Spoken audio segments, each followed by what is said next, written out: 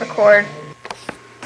Hello there, I'm Kenny Downey from Braintree, Massachusetts. I'm a corporal in the United States Marine Corps. Why did you join the service, or were you drafted? How old were you? Definitely was not drafted because it's post-Vietnam, and I was 18 when I joined, actually 2 days after high school graduation. It was mostly because of a family tradition. My cousin was in the Marines, grandfather was in the Marines, and just kind of wanted a challenge.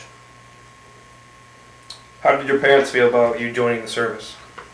Well, when I enlisted, I was, when I did what's called it's kind of like a pre-boot camp kind of thing. We get together like once a month during the weekends, and it's like for high school kids.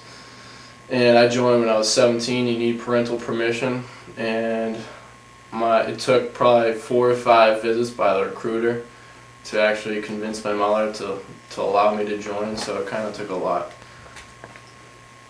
Where did you do your basic training? Basic training or boot camp was at Parris Island, South Carolina. It's an island right off the coast of South Carolina. It's pretty secluded. Just Marines, just training. It's a 3-month-long boot camp. Went there June of 2003 to September of 2003.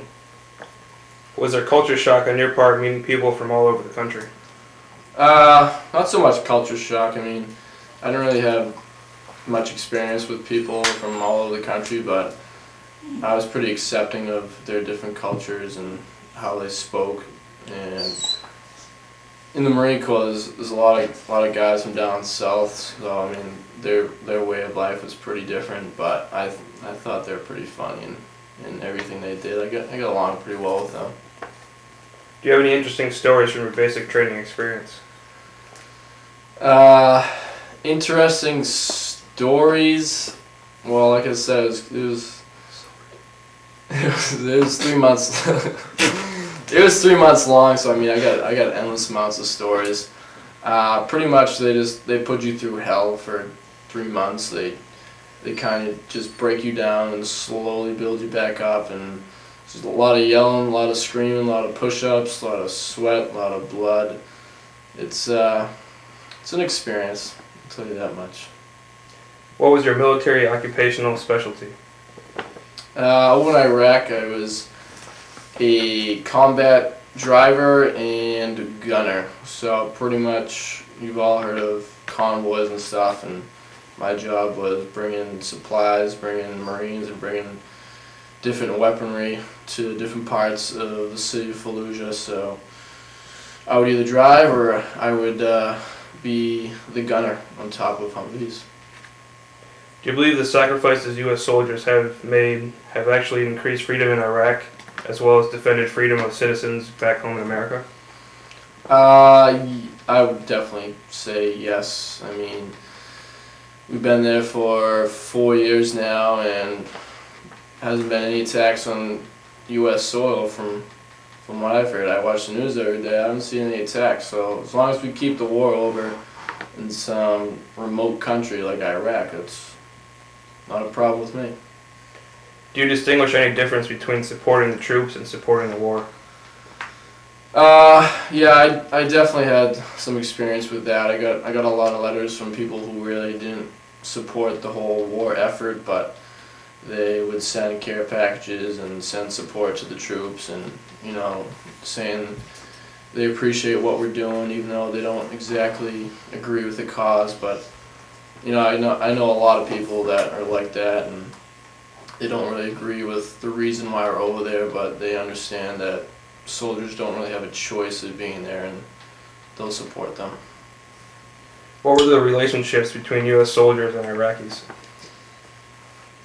Relationship, it was surprisingly well. I mean, obviously there was a language barrier, and you really had trouble communicating with them, but I can recall like going through different Iraqi cities. I mean, people would, I'm sure if you watch the news, you would expect people to be throwing like rocks at us and stuff and flipping us off or whatever. But I didn't see that whatsoever. People definitely appreciate us being over there. We're helping them out. We're rebuilding their cities and stuff. So they definitely definitely appreciate that we're there. Do you think Iraq is in a state of civil war? There's a big, huge debate about that. If you do any sort of research on like a Muslim country like Iraq, you'll find that there are countless amounts of tribes and such, and they don't exactly agree over politics and religion and a whole bunch of stuff. So I mean, they've been in conflict for so many years. It's kind of hard. It's gonna go on forever. I mean, you're gonna see that for some time. It's just how it is over there. Is it something winnable? Is it something winnable? I would say that depends on the definition of winnable. I don't think once we do decide to pull out, I don't think it's going to be like, okay, we won.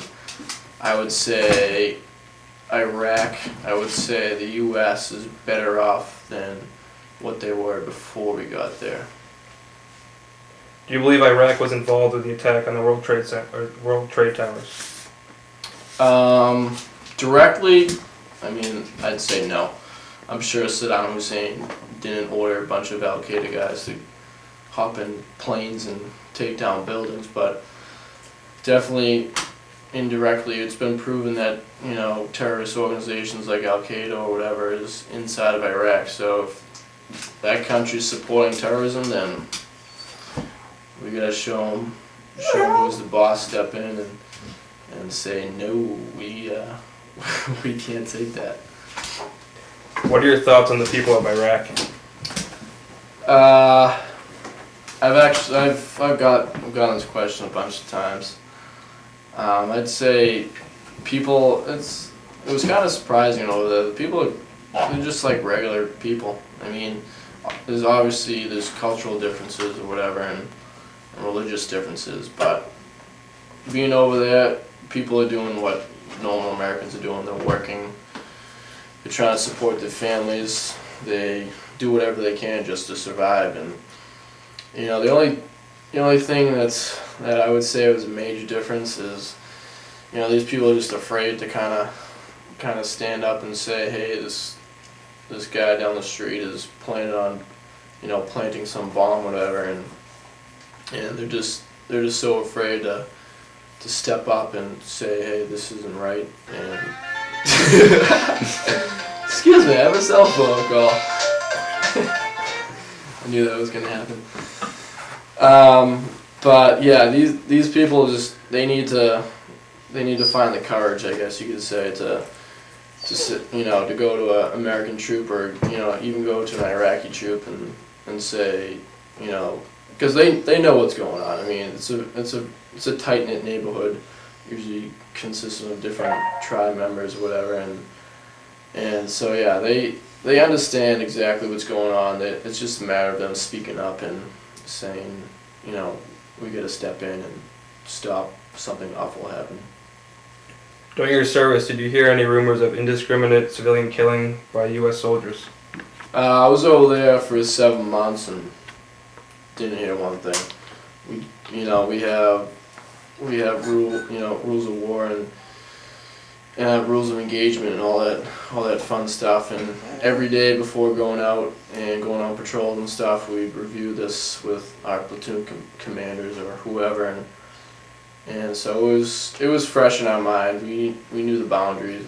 We had certain restrictions, and my unit definitely followed those restrictions. Would you join the military again or avoid it at all costs?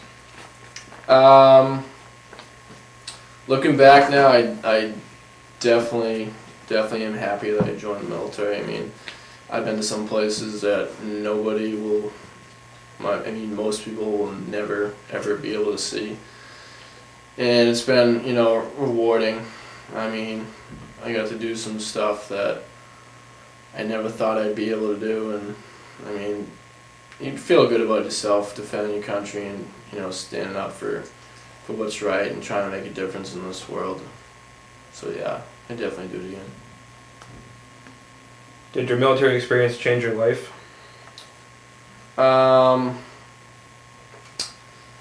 I'd say yes. I mean, you hear most times people go into boot camp and it completely changes their personality, completely changes their outlook on life, and you hear that they think that civilians are lazy, nasty, dirty, and they don't really care about their country.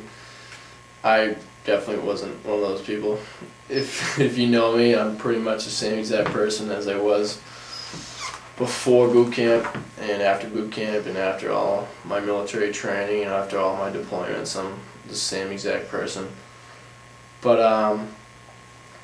as far as changed me, I would say I learned to appreciate different stuff, just like being able to go on your porch and relax and listen to country music and have a couple of Bud Lights with your buddies. So I learned to appreciate those things, I would say.